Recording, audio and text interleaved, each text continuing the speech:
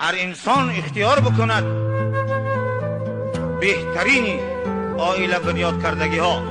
تجربه کردیم بعضی زنای هست که 4 5 6 10 دختر داره.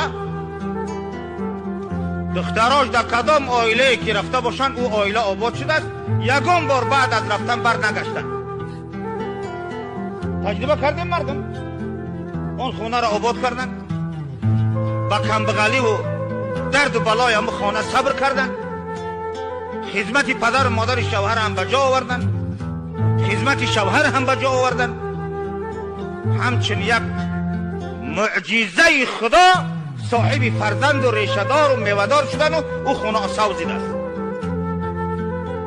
همین علامتش همین است که آن را از عائله سالم، از عائله به توفیق، از عائله پاک و پاکیزه بردن اون عروس را.